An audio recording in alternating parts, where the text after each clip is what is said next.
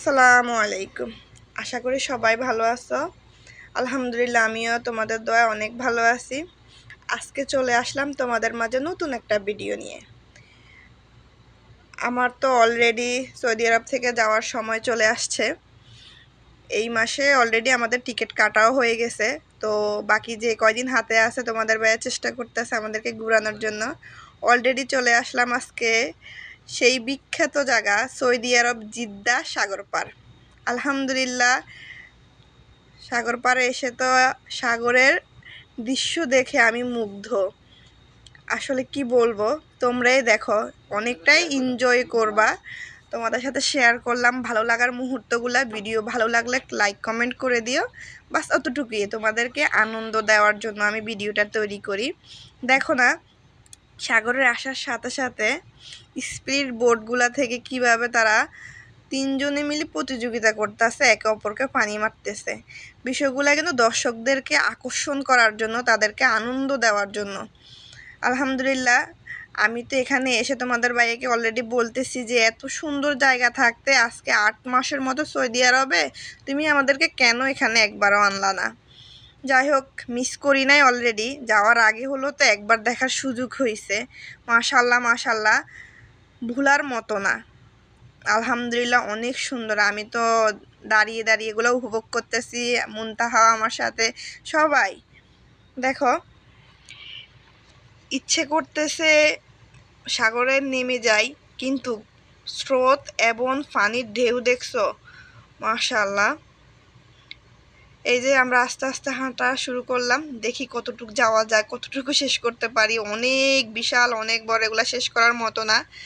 যাই হোক, এখানে বোট আছে, লঞ্চ আছে, স্টিমার আছে, মানে এগুলো ভাড়া দেওয়া হয়। যার যার মতো যারা মানে পারে তারা যায়, উঠে। আমরা সম্পূর্ণটা ঘুরে দেখার চেষ্টা করছি, অনেকক্ষণ ছিলাম। বিকাল 5টায় আসছি আর রাত্রে এশার নামাজের পরে গেছি। এদিকে তোমাদের ভাইয়াকে বলছি আমাকে একটু শর্ট ভিডিও করে দেওয়ার জন্য, এগুলো নিয়েছিলাম শর্ট করে। পরে আমি এগুলাকে ক্যাপকাটে নিয়ে, যাই হোক তোমরা দেখতে থাকো, ভিডিওটা অনেক সুন্দর। সাগরের পার ঘেঁষে নারিকেল গাছগুলো কতটা সুন্দর লাগতাছে, দেখো কাশফুলের মতো, অনেক সুন্দর। এইদিকে সবাই ভিডিও করতেছে, রেস্টুরেন্ট আছে চা কফি খাওয়ার জন্য। আমি শুধু ভিডিও করতেছি আর সুন্দর সুন্দর দৃশ্যগুলো উপভোগ করতেছি আর তোমাদের সাথে শেয়ার করতেছি। আশা করি তোমাদেরও ভালো লাগবে। যারা জিদ্দা শহর আছে অবশ্যই অবশ্যই চেষ্টা করবা সাগর পাড়ে আসার জন্য, কারণ এখানে না আসলে মানে বুঝবা না এখানকার সৌন্দর্যটা কতটুক। আলহামদুলিল্লাহ চলতে চলতে দেখো সাগরের চারপাশের অবস্থাটা বিশাল, যেটা মানে মুখে বলেও শেষ করার মতো না। এদিকে আমি ভিডিওগুলোকে টেনে দিচ্ছি, কত দেখবা বলো। যাই হোক, আমার ভিডিও ভালো লাগলে একটা কমেন্ট করবা প্লিজ। তোমাদের কমেন্ট দেখে আমার উৎসাহ বাড়ে ভিডিও করার।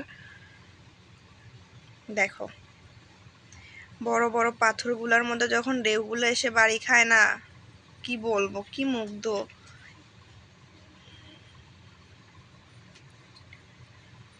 যতটুকু পাচ্ছি তোমাদের সাথে শেয়ার করতেছি।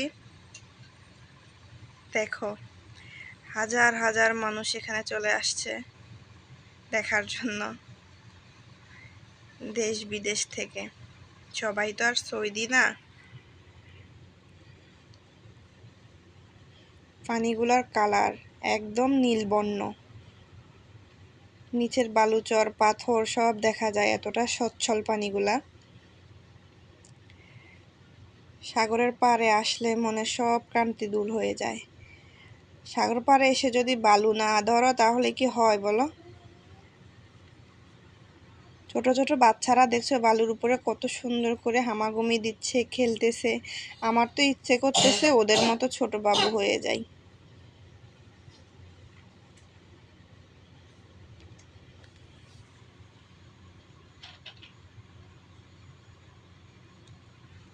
এদিকে আসার পরে যত হাঁটছি তত দেখতেছি সবাই সাগর পাড়ে নামতেছে। মহিলাদের জন্য আলাদা স্পেস দেওয়া, বাচ্চাদের জন্য আলাদা স্পেস দেওয়া, পুরুষদের জন্য আলাদা স্পেস। কি বলবো, দেখে তো আমি পুরোই শকড। আমরা যদি জানতাম তাহলে আসার টাইমে বাসা থেকে কিছু নিয়ে আসতাম, যাতে করে একটু সাগরে নামার জন্য চেষ্টা করতাম।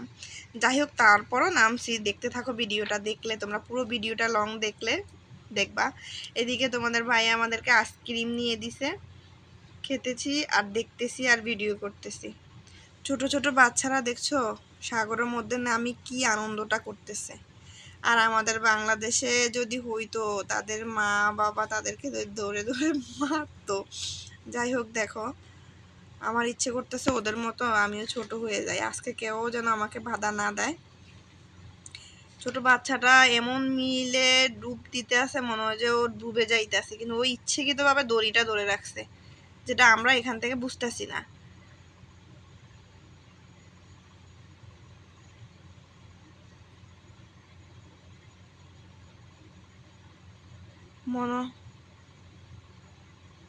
মনে হয় কেউ ওকে ডুবে ধরে রাখছে, এমন অবস্থা হয়েছে। কিন্তু কিছুক্ষণ পর পরে যখন বেশি উঠে, তখন আমরা বুঝতে পারি যে না, ও ইচ্ছেকৃতভাবে এভাবে দড়ি নিয়ে নিচের ভিতরে নিজে শক্তি দিয়ে ধরে রাখছে। এদিকে দেখো বাবা তার কোল রাজকন্যাকে নিয়ে পানির উপরে শিখাচ্ছে, সাহস বাড়াচ্ছে। আলহামদুলিল্লাহ, তো সুন্দর সুন্দর দৃশ্যগুলো দেখা যায় না। যাই হোক, দেখো কেমন লাগতেছে। এদিকে তো আবার হাঁটতে হাঁটতে চলে আসলাম অন্যদিকে। ওদিকে আসার পরে তো দেখি,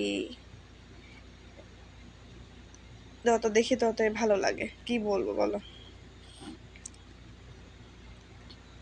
ওই যে একটা গানা আছে না, এই সাগর পারে আইসায় আমার মাতাল মাতাল লাগে, এই রূপ দেখিয়া মন পিঞ্জারে সুখের প্রদীপ জাগে, জানতাম যদি থাইকা যাইতাম এই সাগরের পারে। আসলে গানটা আমি সরাসরি পুরোটা পারি না, যতটুকু পারছি।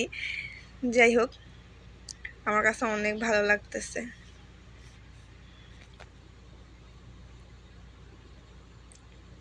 কি বলবো বলো, এতটাই বড় হয়ে গেছি, ওদের সাথে নামতে পারতেছি না, খুব আফসোস করতেছি। উপর থেকে দেখতেছি এই যে হলুদ হলুদ লাল নীল এগুলোর বাইরে কিন্তু বাচ্চারা যাইতে পারবে না, পাহারাদার আছে। এখন আমরা চেষ্টা করতেছি, মুনতাহা বোরকা খুলছে, চেষ্টা করি দেখি আমরা নামি কাছে যাই। কি বল, প্রথম মুনতাহাকে আমি বকাঝকা দিছি, না নামার দরকার নাই, কিন্তু ও যখন নামছে, ও নামা দেখে আমি না লোভ সামলাতে পারি নাই। সবাই ছোট ছোট বাচ্চা নিয়ে আসছে, জানো, ছোট এখনো, মানে কি বলবো, 2 মাস 3 মাস এরকম বাচ্চা নিয়ে তারা সাগর পাড়ে চলে আসছে। এই দেখো অলরেডি আমি আমার লোভ সামলাতে পারি নাই, আমি আমার জুতা মোজা সব খুলে নেমে গেছি পানিতে। যখন সাগরের ঢেউগুলো এসে আমার পায়ে ছুঁয়ে দিচ্ছে, মনে হয় যে আমার শরীরে যত কান্তি, যত দুঃখ কষ্ট সব সাগরে টেনে নিয়ে গেছে। এত ভালো লাগতেছে।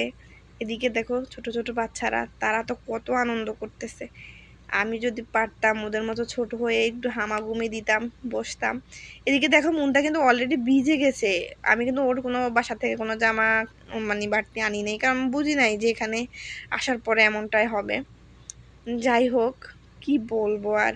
এদিকে আমি তোমার ভাইয়াদের হাতে মোবাইলটা দিয়ে বলছি, দাঁড়াও তুমি মোবাইল ভিডিও করো, আমি একটা লাভ দিই, আমার নাম আর তোমার ভাইয়ার নাম লেখার চেষ্টা করতেছি। কিন্তু দেখো যখনই তোমার ভাইয়ার নামটা লিখবো, তখনই ঢেউ এসে না ওনার নামটা মুছে দিচ্ছে। তোমরা দেখো আমার নামের কিছু হচ্ছে না, কিন্তু যতবার ঢেউ আসছে ওনার নামটাই মুছে যাচ্ছে। যাই হোক, আমি চেষ্টা করছি 3বার করে, হচ্ছে না, কি করবো বলো। মন থেকে তো এখানে মুছে গেলে কি হবে, মন থেকে তো আর মুছে যাচ্ছে না। এদিকে দেখো পানিতে নামতে নামতে কতটুক নেমে গেছে আমার মেয়ে, অলরেডি ও ভিজেও গেছে। আমি তো আর পাচ্ছি না। ছোট্ট একটা কিউট বেবি দেখো, সারা গায়ে বালু ভরা। ওর মা ছোট আরেকটাকে বলছে একটু মানে পরিষ্কার করে দেওয়ার জন্য, কিন্তু এত ছোট্ট বাচ্চাটাকে ছাড়াটা ঠিক, ঢেউর সাথে যদি টেনে নিয়ে যায়, আমার খুব মায়া হয়েছে। তাই আমি নিজে নিয়ে ওকে বসায় ধুই, মানে পরিষ্কার করে দিতেছি, কিন্তু আমি দেখতেছি ও খুব ভয় পাইতেছে ঢেউর সাথে সাথে। ওর পুরো শরীর ঠান্ডা হয়ে আছে, অনেকক্ষণ ধরে পানিতে ভিজছে তো। যাই হোক, দিয়ে দিলাম তাদের কিউট বাবুটাকে তাদের কাছে।